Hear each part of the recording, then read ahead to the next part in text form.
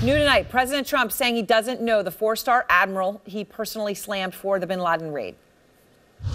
I don't know Admiral McRaven. This after he disparaged Admiral McRaven by name just 2 days ago. He's a Hillary Clinton backer and an Obama backer. And frankly, he was a Navy SEAL. Wouldn't it have been nice if we got Osama Bin Laden a lot sooner than that? Out front now, Robert O'Neill, former SEAL Team 6 member who killed Bin Laden, also the author of the book, The Operator. Robert, good to have you back on the show. I mean, what's your reaction when the President of the United States comes out and says, you know, that this wasn't done right? Well, this is part of the problem with stuff that goes on in Washington. This is partisan politics right there, simply because, I mean, Admiral Bill McRaven never endorsed anybody for president. In the community, we know which way he leans. Some guys lean one way, some the other. But because President Trump thought that he's a Hillary backer, that's all he was saying. And he said we should have found Osama bin Laden sooner. The command that Admiral McRaven was in charge of didn't find bin Laden. It was the women and the men in the three-letter agencies that worked for many, many years under many presidents, to include Presidents Clinton, Bush, and, of course, Obama. And they were there for America. They weren't there for red or blue. They wanted to find bin Laden. And once they found him and were pretty much certain what was going on, Bill McRaven was the reason that my SEAL team was picked.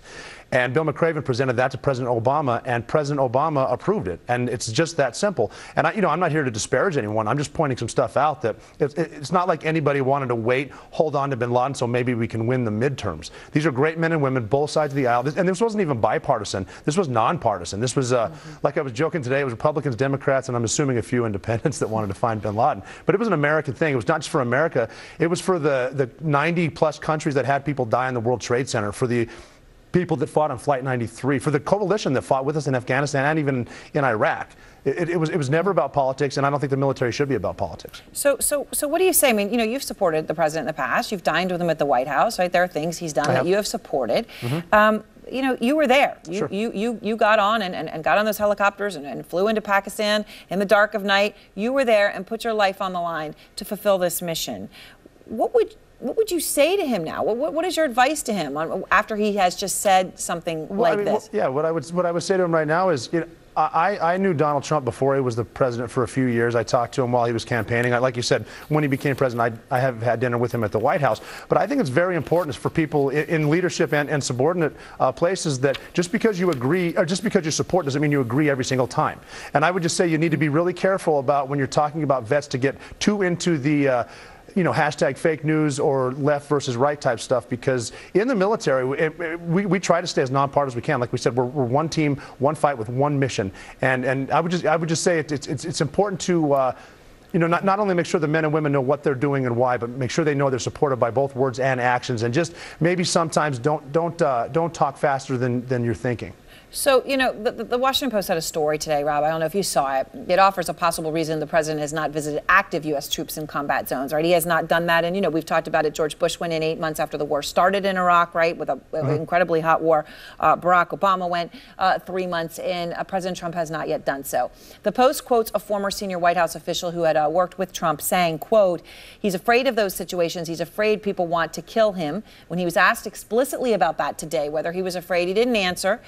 But he did say he would be going to a war zone. Obviously, you know, he's not going to tell us when or where, but he said he would.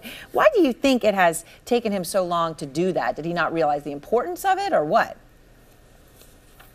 Well, I don't know the answer to that. I wasn't part of it. I mean, it could be because he's going around to rallies trying to for the midterm type thing.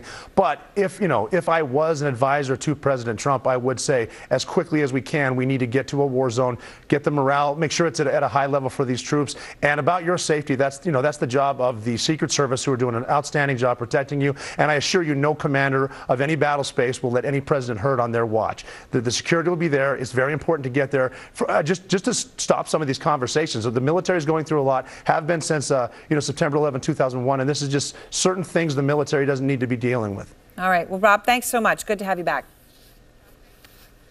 Thanks, Aaron. Good to see you. All right. Rob McNeil there. And next.